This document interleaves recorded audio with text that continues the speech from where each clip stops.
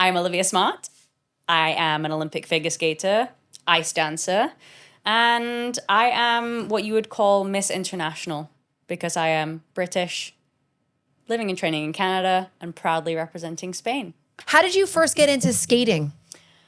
I first got into skating, so I'm British. Yes. I lived in England. I grew up in England. 9 years old. The thing to do back then when I was younger in England was to go to figure skating foam parties at the weekend. So you would go, social event. Yeah. Oh, our grilled cheeses are here. Oh. No, it's okay. Just come in here. Let's go. Come on in. And they serve you the grilled cheeses a la table, you know? This one is tuna with jalapenos. Ooh. This one is harissa and how do you call that lemon, but in the vinegar, you know, like comment on dit lemon. Meringue? Oh no. Comment on dit? Confit. Confit. Okay. Oui, okay. The bougie lemon. So let's see it. Yes. A la table. This is amazing. We could just leave them there. Okay. Thank you so much.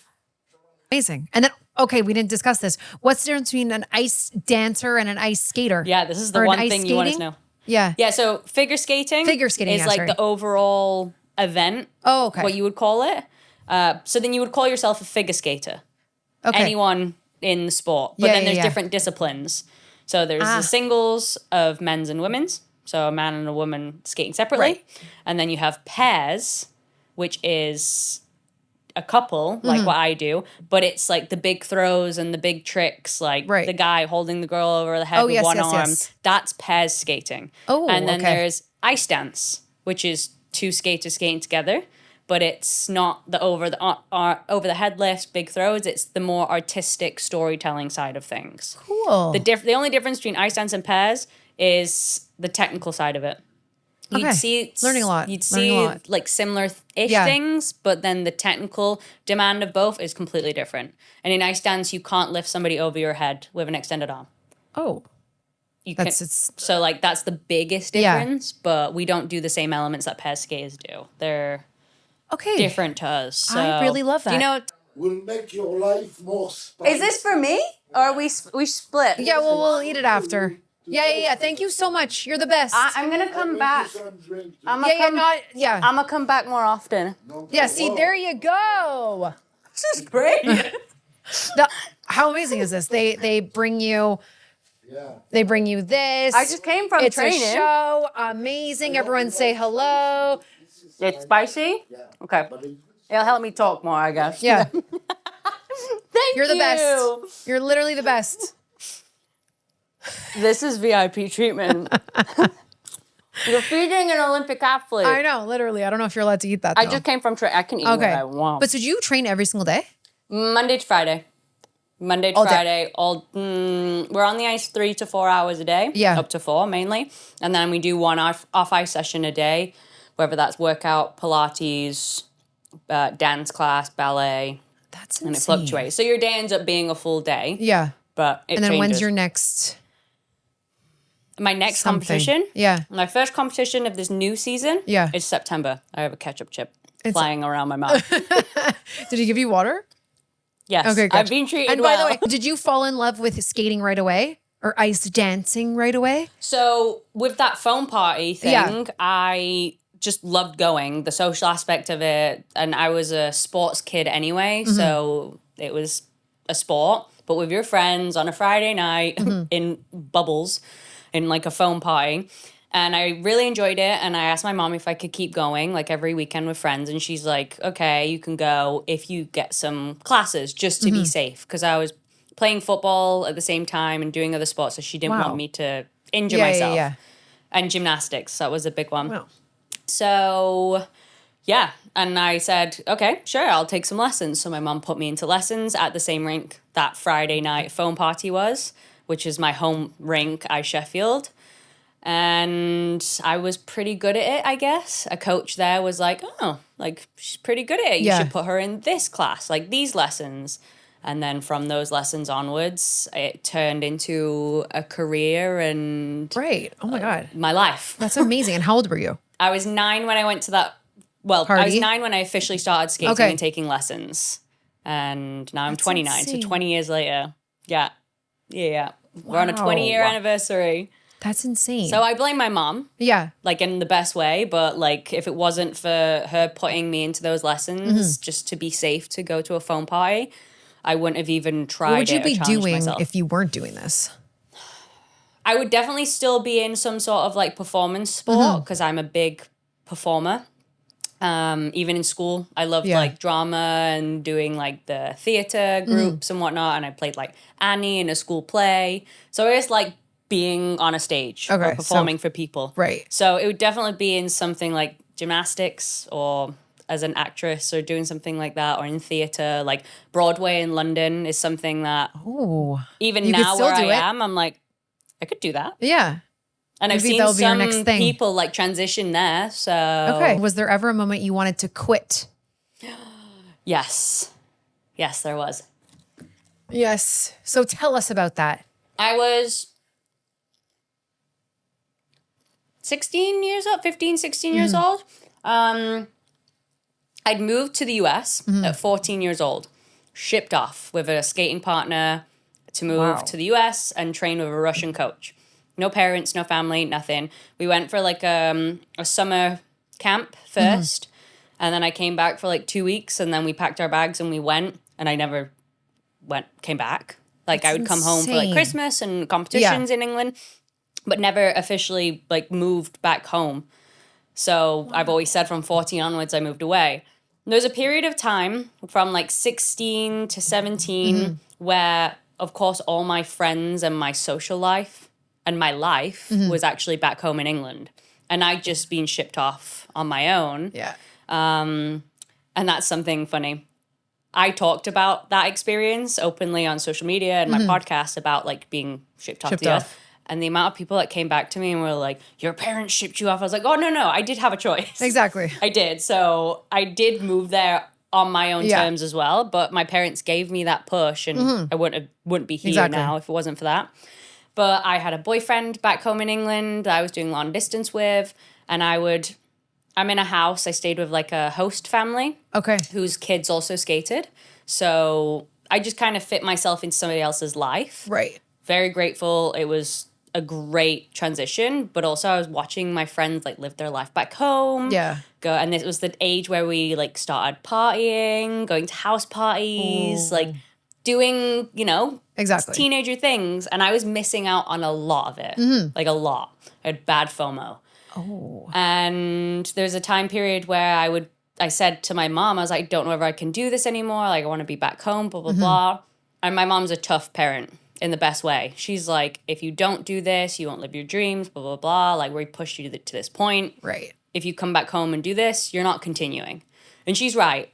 If I moved back home to England, So you're happy you stayed. very happy. Obviously. But Okay. there was a time period where me and my mom were butting heads because I Okay. wanted to have that social Yeah. life and go to school with my friends and go to these house parties, but I wouldn't have had that and the career that I have now. Exactly. Whereas now I do. Now I have that balance. But at that age, it's so, I don't know, you have to be on it to get to the right place Right. in a way. I feel like you still need to though. You like, do. Are you allowed to drink and stuff Yes, during the week? yeah. Okay. Like now, Okay. I feel like I have a perfect balance. Okay. Like, but I also am in control of my own career, what I'm doing. I'm an adult. I'm mature now. I know how to manage competing, my training. I know how to manage my expectations. Like, it's very different. Now I'm like self-led. Okay. Back then, of course, my parents were my leaders and my coaches and my skating partner. So Okay.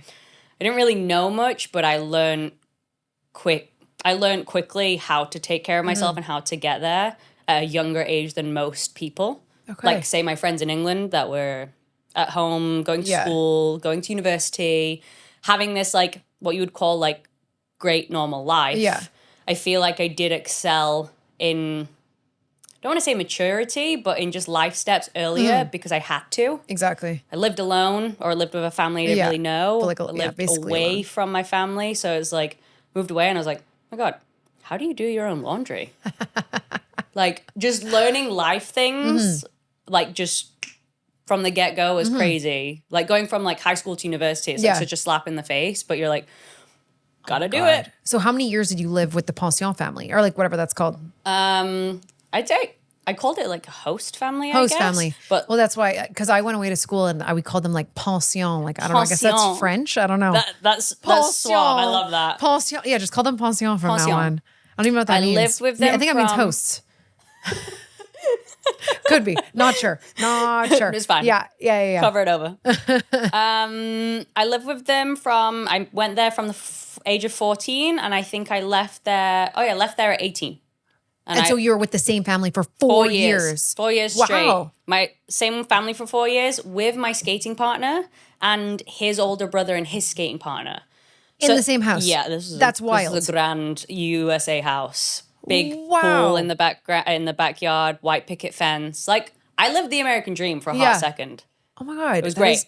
That's a lot of people. Yeah, so we had the full family of 4, but 5 with an extra kid that lived away. Yeah. And then you had 4 extras, us, and we were all British. So they had these like 4 added on British people Never living in heard their of that house. before. The mum and dad, the mum's German, and she loved it. She was just like, my British kids, and like loved feeding for the family and the group and everything. So it was fantastic. I'm very welcoming. Okay. Still have these people in my life to this day. Like a very big part of my life and my career, like how I got to where I am. Because if it wasn't for them, I don't know. Exactly. Could be just like out on the streets. And I was in New Jersey as well. Okay. Missed that point. Yeah. Like in the sticks of New Jersey. Like whereabouts? I was in an area called like Moorestown near Okay. I don't know there, where that Cherry is. Hill I'm gonna have to look that area. up. It was like I would sometimes, the older I got, from like 16 to 18, I learned how short the train was to New York. Oh, yes. And I would get on the train often. So And when did you know you were good enough to compete with the best?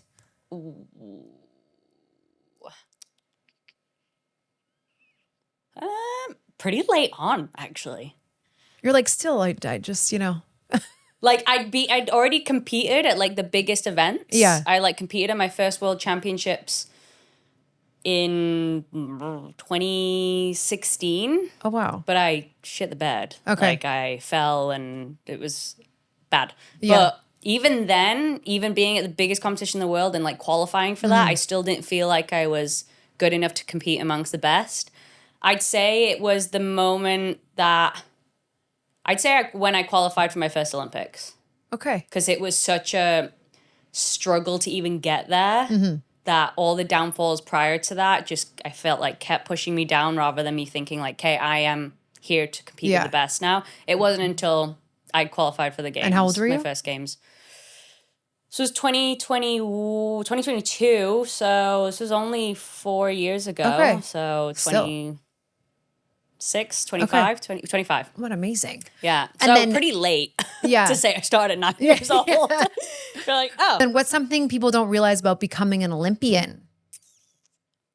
How hard you have to work? Because I know you have to work hard, but I feel like it's like even harder than what I think. Exactly what I just said, though. Yeah. Like, yes, the hard work, the determination, the mentality, like the shift to get there. Like, yes, it's a dream and it can be your lifelong dream. Right. But you can't just let it be a dream. And you can't just Exactly. keep it as a dream. A lot of people I know will have like the Olympic rings as their wallpaper, as their goal. Right. But like, it doesn't just take that. Yeah. It takes, of course, the training, the mentality, whatnot, but doing with a partner, which I do, and a lot of my teammates do. We all skate with partners. Yeah. It's the way you both work together. It's not Should just have had your partner on too. Yeah, he's German. He's a hoot. Like, Damn it. we've Next got two time. very Next different time. personalities Yeah. into one. It's very fun. Okay. But like, it doesn't just take the physical work on the ice or off the ice. It takes a village. What I Yeah. always say, the mental work that we do off the ice with a life coach.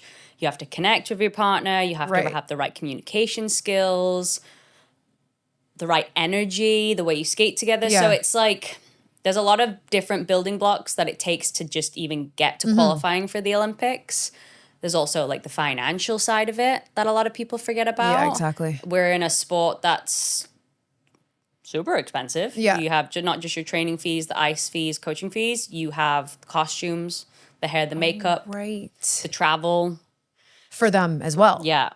Do you have to pay for those people? You have to pay for our coaches' travel. But then what about hair and makeup people? We do our own hair and makeup. You do your own?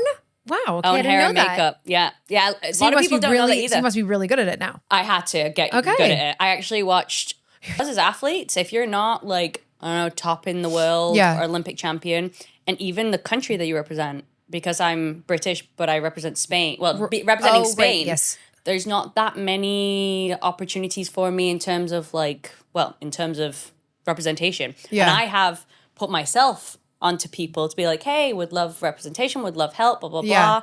blah. And nothing? Nothing. That's so funny, but Yeah. like not. But it's like, Whatever. it just doesn't come easy. But I think a lot of people think that we would have that help initially, but there's millions and millions of athletes, Olympic athletes that are all fighting for that. But you would think that there would be like a PR that just takes care of like all athletes. Yeah, that would be it. That would help. And you know what? There They you kind go. of There's do a gap have in the that a little market. bit, but only during the Olympic Games, which is what, every 4 years. Oh. But there's so much time and other competitions between that we kind of get lost in conversation. Okay. We come up on everybody's radar every 4 years. Okay.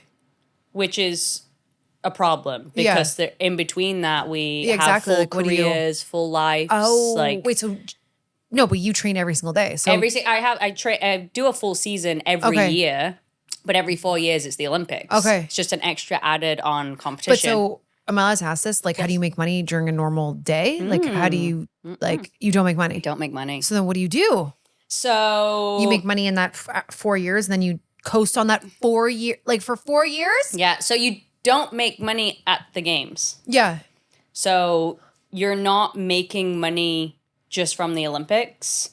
From this last Olympics, I'd say with the Olympics being how big it is now, like the media attention it gets is large. Right. But it still hasn't turned out to be like a moneymaker for a lot of athletes. I made 0 pennies from the last Olympics. Wow. Got a lot of free stuff. Yeah. Love free stuff. I know, We'll but always free accept stuff it. means But I am learning that no free stuff, you should get paid for stuff. 100%. And I'm learning that more and more, but I'm like, okay, but I'm also like it's that, hard, yeah. especially because a lot of people aren't offering or aren't willing to pay and do those things. So I'm like, hey, if I get sent free makeup, like I know I'll at least use it. Exactly. But if I am posting about But your who makeup, knows, you then might last. making money during those 4 years or in general as an athlete, it comes from prize money. So when you win or medal at events, which is, hit and miss, it's not consistent income and not guaranteed. And then luckily, I'm in a position where I have a federation and I come from a country, represent a country of Spain. Oh, so where the government funds a lot of what we do. Okay, good. So in terms of coaching, costumes, physio, we do have a help financially with that. So what I do on a daily basis in terms of paying things, I get help with. Okay. But in terms of paying for like my house insurance, my dog and my dog food, groceries, that's myself. Okay. And that's just come from savings from competitions in the past. Wow. Yeah. I do Is that every single Olympian? Or is that just you and you don't really I'd know? say it's most Olympians. A lot of athletes and a lot of my friends here, and I know a lot of athletes in the figure skating will coach on the side. So they'll go from their long training day and go and coach kids or partner just to make, that extra income to pay for their bills. That's a long day. Yeah. But that's long, and that's a lot to add onto your day. I don't do that because I don't have the bandwidth to it. Being a teacher too is like very aggressive. Yeah, so that's something that people don't talk about enough. It's like people think that you're a top level athlete, like you're set. Well, we're talking about it now. We are. We're diving into it. Yeah, I am broke. I'm not That's broke, amazing. but the idea. Well, it's kind of weird. Like it's crazy how they don't. You don't get more money. Like you can't, like people aren't coming up to you being like, I want to sponsor you this, you know what I mean? Like the brands. It's very strange. I see brands sponsoring influencers and stuff on Instagram. And you have so many followers though. I know. So I'm trying. That's it. It's just trying, but it is crazy. We're in a very niche sport as well, of figure skating. Yeah. We'll see a lot of skiers and snowboarders probably get a bit more sponsorship opportunities. Still, I don't think it really matters what you are? Because I find people do like the niche. And has success changed your definition of happiness? I do have to say slightly. Okay. Slightly. Which is probably not the answer people would expect to hear. No. But I'm not going to sugarcoat it. I'd say slightly. Like when I did start having the success that I'd been dying for and like earning, through the training, like wanting it to pay off someday. And it didn't just take like the physical work and moving across the country. It took like deep, dark work on myself as a person as well. But I'd have to say, when I had that first taste of success, I was a lot happier. I was like, obviously. I went to bed with like a big smile on my face. I woke up and the biggest shift for me was my confidence. Okay. I was like, oh, wow. Like, I can do this. I can do this. And like you asked earlier, I am one of them now. I am here to compete with the big dogs. Okay. So confidence led to happiness, etc. And now, of course, there's still a lot of downfalls in what we do. But I still, to this day, I'm doing the work on like where my happiness lies on those downfalls. Like I have a beautiful life out of what I do. I have a fiance, I have a dog, I have a beautiful family. So when I do have those moments of downfalls, I don't let my success overcome my happiness. I'm still able to, show up and be a happy person and grateful. Yeah. But that took time and that took work. But I can't lie in saying that first like pinch of happiness, of success did lead to a beaming smile on my face. So. And then what does a normal day for you look like? I know you said 4 hours and whatever, but like what's a pre-competition day? Ooh, pre-competition day. Like the day of competition or the day prior? Well, which one's more intense? I'd say the day of competition. Okay, so let's do that one. So competition day, as a figure skate, you have a practice every day, but you have a practice the morning of your competition as well. Okay. And the practice is 30 minutes. 30 minutes with 5 teams on the ice. Oh my God, okay. It's like really short. You have a 5-minute warm-up and then they rotate the music in the order you're about to compete in. So 5 minutes to warm up and then it's first team, second team, third team, fourth team, fifth team. Everyone get off the ice. Wow. So intense. Really fun though at the same time because you get that competition energy. So a lot of our events are quite early. So some days I'm waking up at 4:30 in the morning if we have a practice at 8 a.m. Yeah. So if we're on the ice at 8 a.m., we're planning to get to the rink for 6:45, 7. Really? Because we want to have an off-ice warm-up prior, and then we need at least 30 to 20 minutes to get ready. Because on practices as an ice dancer, which is what I do, we wear our costumes. Okay. At most practices. We don't just wear training clothes, especially the morning of competition. And like to get into that costume, to put in your jewelry, to tie your skates, to do that, you need at least 20 to 30 minutes. So you like kind of work backwards. So we know this is when we compete, this is when our practice is, what time we're waking up, etc. So wake up, and as a female, you got to do your hair, you got to do your makeup. That takes an hour on its own, especially skating competition makeup. Really, I feel like I watched Drag Race once. So I was like, I understand.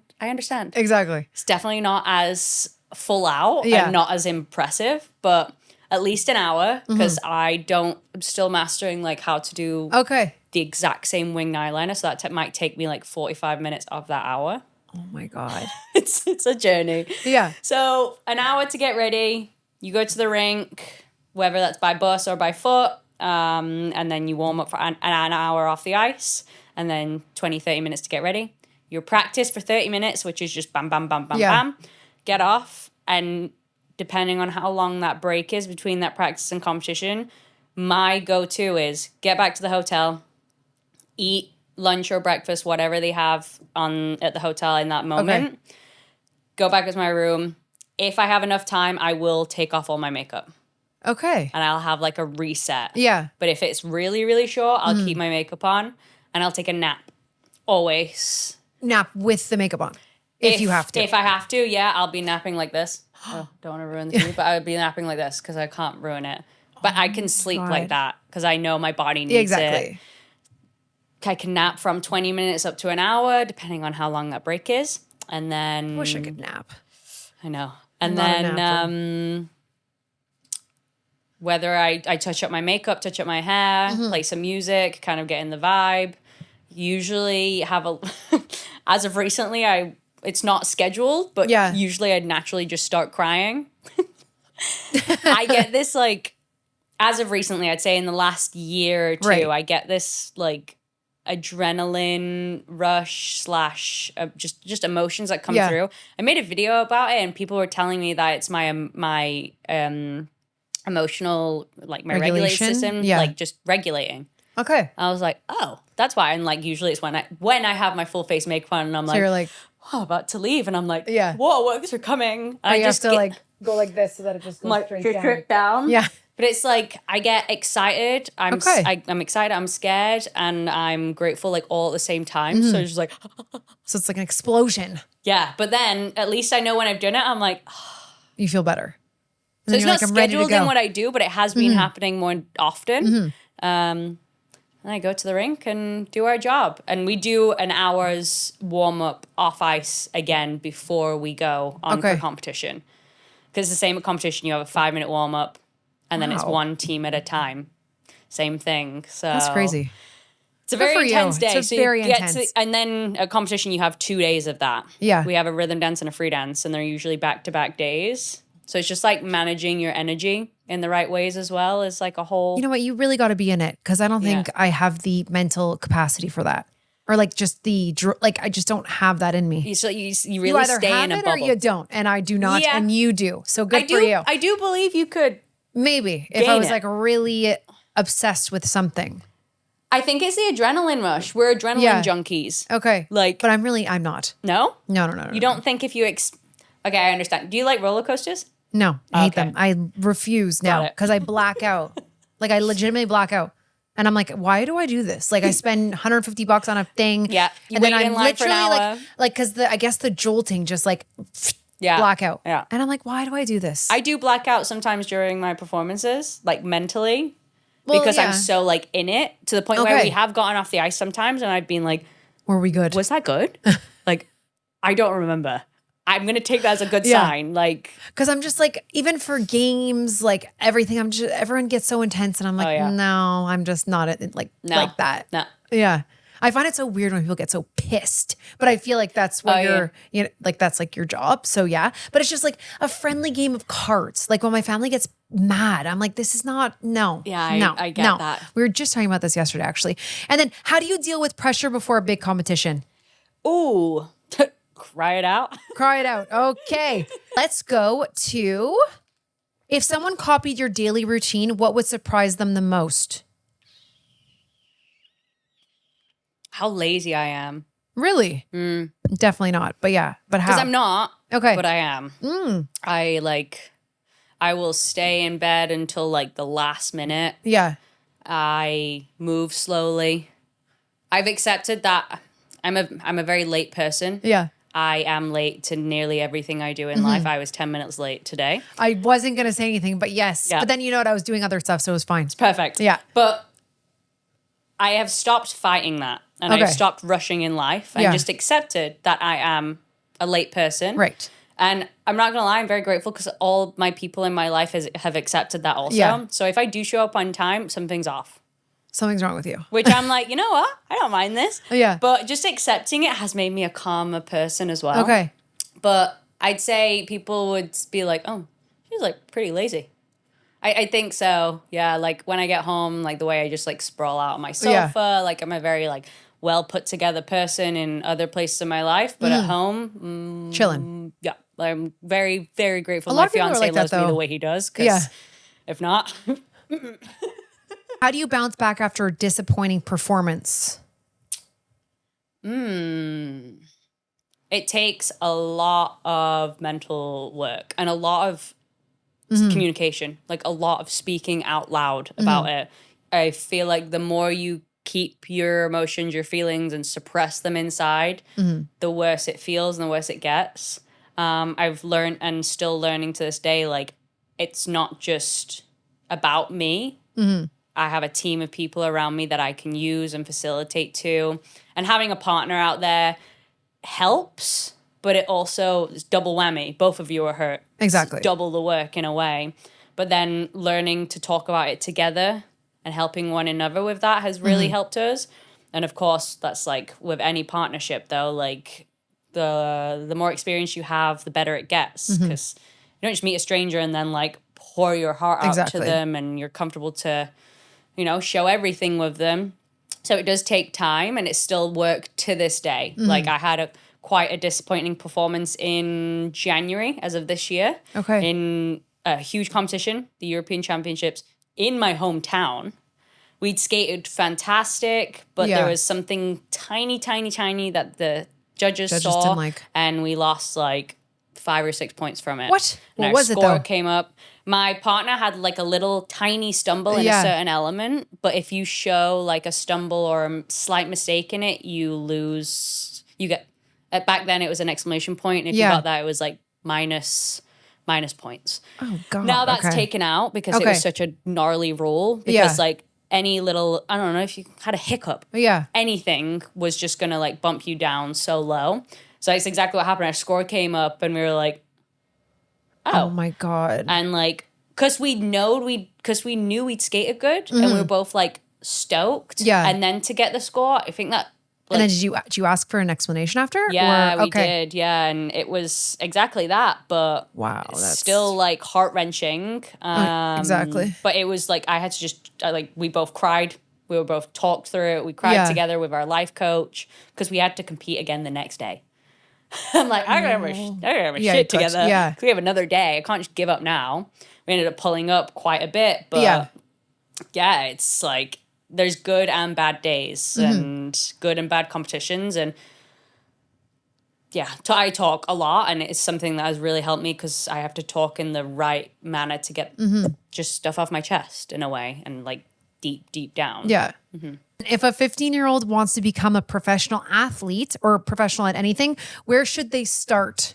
I would say like have your kid like talk to a psychologist. Really? A sports psych. Okay. Just to go through in everything? advance. Yeah, because like I said earlier, it's not just the physical aspect of being an athlete. There's such a big world of like mental health now, and it shows up a lot in sports. Yeah. And I feel like that's such a key thing to have under control. Earlier the better. Okay. Especially on younger athletes, because they'll, you know, start training, start competing, but then they'll go through changes. Maybe they have to move teams. Maybe they, I don't know, go through puberty. Like something happens in their life that has a drastic shift on them.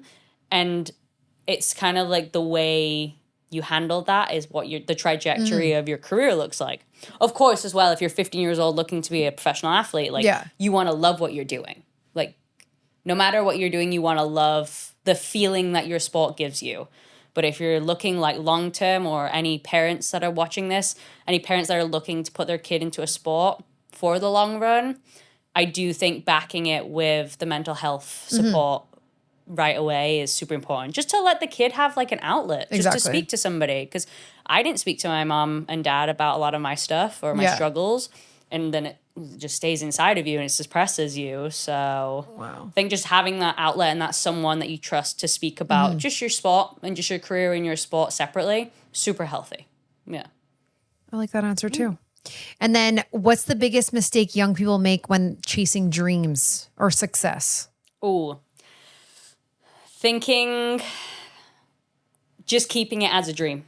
I think just keeping the Olympic rings as your wallpaper on your phone. Think actually diving into what those steps are and what it takes to get to actually taking that the Olympic rings off of your wallpaper and putting yourself on that wallpaper with the Olympic rings behind you. It's just actually understanding step by step what it takes to get there. It's not just the getting on the ice or going on the soccer field and football field. Not just going on the football field and kicking football around. Like it takes a village. It takes your coaches, your team, your family, everything to get there. And it's your sole job as the athlete itself. Unfortunately, even if you are younger or your parents, if they're helping you in that journey, is just to look at like what those bullet points are and where you're missing things, where you need a bit more attention or time. And doing that in like a healthy way, not just like you're not good enough or I'm not good enough, I'm never going to make it. that Right, might mean that you have some areas in those bullet points that you're missing a bit more attention on. Like, it's not just talent that gets you to the Olympic Games. It's a journey of work to get there. So I think it's just taking it step by step and not rushing the process as well. Okay. Yeah, because Well, yeah, rushing is, there's 1% of the world that goes to the Olympic Games, but 1% is still a large amount of people that are all fighting for that spot. So your time will come if you really want it that bad and you take all the steps necessary to get there. Because there was a time period where I didn't qualify for my first Olympic Games in 2018 that I was like this close to reaching. Yeah. And of course, for a while, I was like, I'm not good enough, I'm never going to make it. Or I was looking at the opposite and I'm like, this world is corrupt. Like, it's not my fault, it's their fault. But that's when, from 2018 to 2022, to me making it to the games in 2022, I had to do the deep, dark work of like, okay, what am I missing? Right. What do I actually need to make it? Because like, if I don't make this next games, forget about it. Yeah. So unfortunately, it took me missing out on an Olympics to change my perspective and the way I worked and did things to actually get to my first Olympics. Okay. Yeah. Because I guess I do think I was expecting it to kind of just be handed to me. Yeah. But. So, favorite Montreal hangout? Oh. Okay.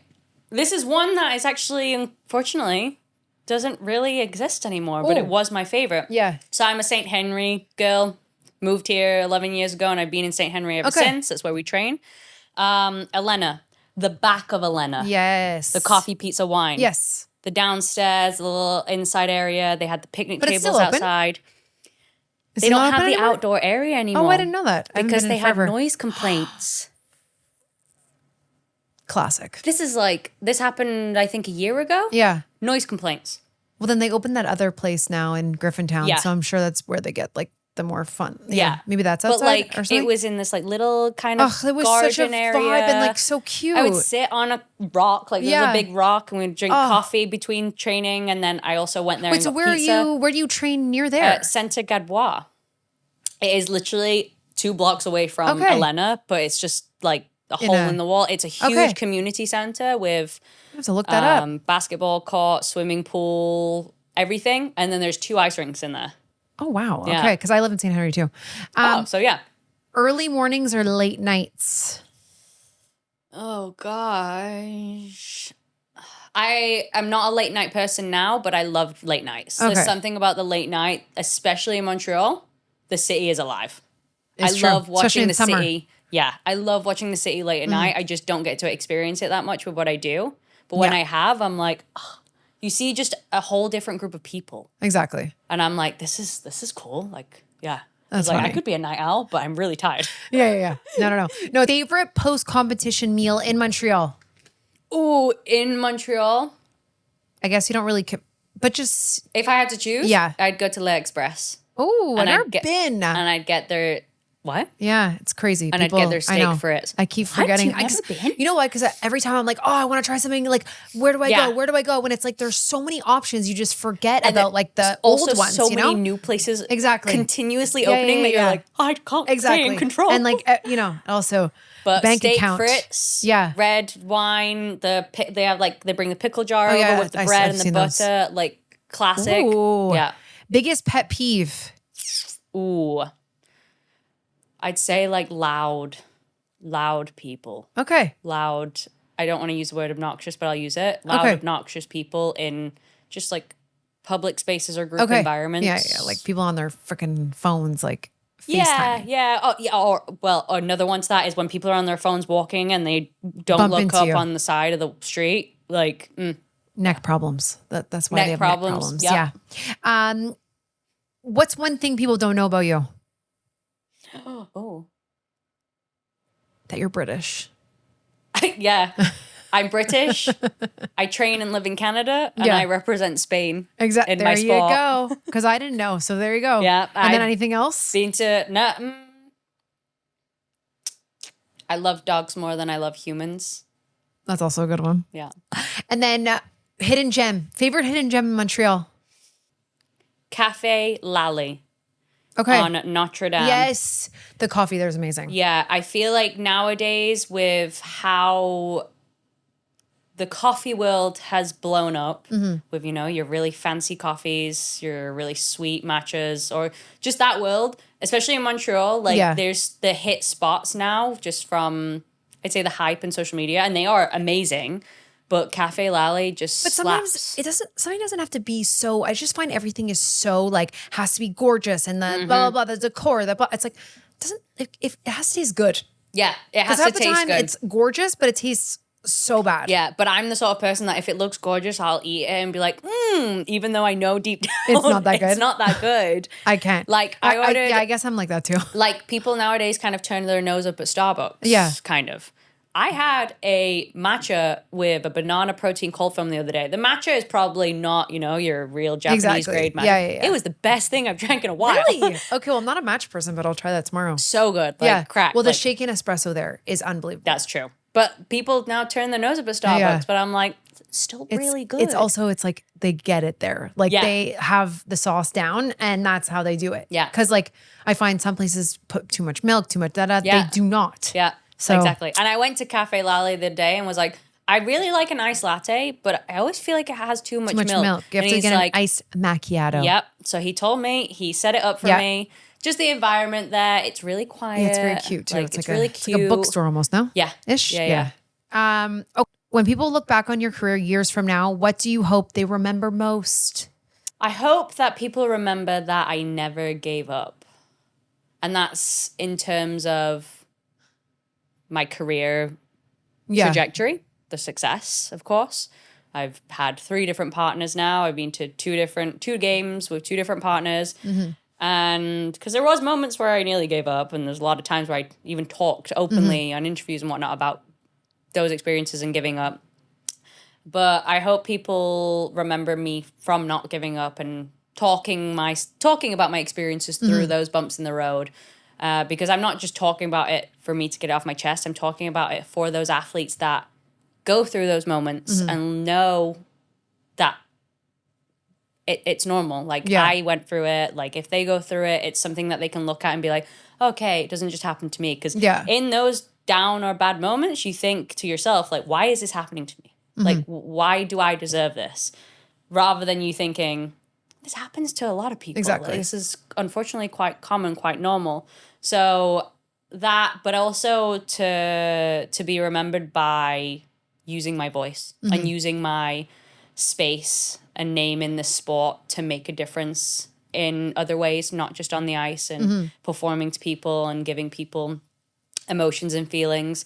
I want to be remembered for being something beyond that and to help the younger generation of figure skaters, athletes, kids coming up into this world of the sports world, because it's not just the world of you being an athlete, you are a human being. Exactly. Next to that and beyond that, because you're not an athlete your whole entire life.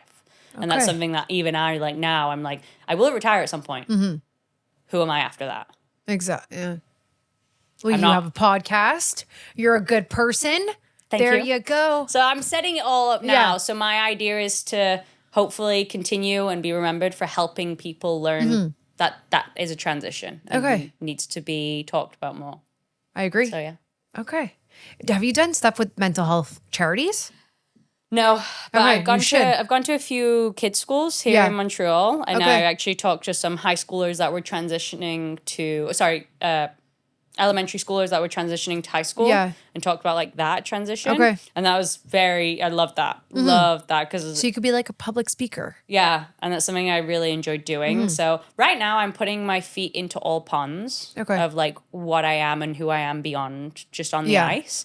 Hence why the podcast, talking about more of my experiences. But why did you start the podcast? Just for... I started the podcast because a lot of people around me were telling me, you're really good at speaking. Like, you should start a podcast. And that was like for years and then years it just took years. off? And then I hired this one social media manager who originally he was just going to help me with my Instagram and TikTok leading up to the season, the games, and then beyond. And then on this call, I said, I've always been told I should do a podcast, blah, blah, blah. And he's like, well, let's do it. I was like, how? He's like, do you have a spot in your house that we could do? And I was like, yeah, I guess so. He's like, okay, great. This day, I'll bring my cameras, I'll bring my lighting set up, and we'll just amazing. do it. And I was Do like, they still work for you? Yeah, Okay. it still works for me, and we work great together. He's become a really good friend of mine. Helps me open up to new ideas and other content. Yeah. And my podcast didn't have a direction at first. It was just like, okay, let me just get behind a camera and start talking, and let's just see where this goes. You just gotta start though. That's the problem. That's People my don't issue. even start. I have all these ideas. Yeah. I'm a very creative person. And that's where as well, when I said earlier, people don't expect that I would be lazy. Yeah. That's where I would also call myself lazy, because I do have all these ideas. My notes folder is stupid. Right. Taking action on them is where I struggle. But sometimes you have to spend the money for that stuff. And then you're like, ugh, like I don't want to spend that, like, you know? Yeah. Because then what happens if it doesn't work out and blah, blah, blah. Like that's how I am sometimes. That's me as well. I'm pretty frugal with money. And well, you don't want to spend it on, like, if you I don't want it to go to waste. Exactly. And also, you don't want to spend money when you're not sure it's going to make a full-on return. That's like the risk, right? Exactly. But it's also like, I come home from a long training day. Yeah. I'm already tanked. I'm exhausted. Yeah, that too. So to like sit and get stuff done, I find very challenging. And I haven't been diagnosed with ADHD, but I'm pretty sure I have it. But like, if I reply to 2 emails, I feel like I have conquered the world. Okay. And it feels great, but I'm just not really good at actually doing it. Yeah, but you're good. Like, you're a friggin' athlete. So it's okay. Answering emails is like for the corporate people. You do the athletic work. Okay. Yeah. So your new thing I do, rose and thorn of the week or of your life. The rose being like the good thing that happened in my life. And then thorn. Like maybe of the week, you know, like, I don't know, something. Rose and thorn. Oh God, I had a thorn thing happen today. Should I start with the thorn? Because it's on the tip top of my head. Yeah, there you go. It's actually quite traumatizing. Oh, no. And it happened today? Today. Ooh. This morning. Real life moment. Yeah. Walking on the street, and I have a Doberman. Yeah. She is the sweetest, funniest Doberman you will ever meet. She's a shelter dog, though. Okay. So she is a little anxious. Yeah. But loves humans, loves dogs. But there can be a moment where she does switch. But we're walking on the street. She's in front of me, calmly walking. Quite excited. And then there's a woman at the bus stop, and I know some people will see a Doberman come by and they're like, Yeah. She looked a bit scared. So I started to pull Linda in. Her name's Linda. Started to pull her in a little bit. Before I could even do so, I'm by this woman, and the woman gasps because she's scared of how close Linda is. And that scares Linda. Yeah. Oh, no. Linda jumps back and barks. As she jumps back, we're on a sidewalk. There's a road right there, street road, 2 cars coming down. She jumps back and barks and slips out of her leash. This has never happened before to me before in my life. And I turn my head and I'm like looking, see if there's cars. Luckily, there was 0 cars coming at this moment, but I start waving, thinking there is. Yeah. And I like make my stance, and I see Linda, and she's a bit away from me. And she's no leash on. And luckily, never been in this moment to even try it, to like try the recall moment, but she was clearly freaked out. So she could have ran away in this moment. Luckily, I calmed her down. I was like, it's okay, come here. I stayed calm in that moment. I didn't freak out, which is the skills that I've learned from skating, I think, and working with a partner. Yeah. And she luckily came very slowly to me, and I grabbed her and I put her leash back on. Oh my, thank God. And then I turned around to the woman and I said, I'm sorry. I was like, but if you jump at my dog's going to jump at you. I'm sorry. She's more scared of you than you are her. Exactly. Yeah. And I kept walking. She was flabbergasted. She said nothing. But I am like, my heart is racing. Oh my God. Well, no, it's the cars. God. My dog would run in the street. Yeah, that's something she would do. Yeah. Like, she's that type of dog anyway. She doesn't have the best recall yet. Yeah. Like, but in that moment, I was like, this is do or die. And I need to lock in and... Well, you handle that very well. So that's probably your athletic situation in you. I'd be like, ah! Yeah.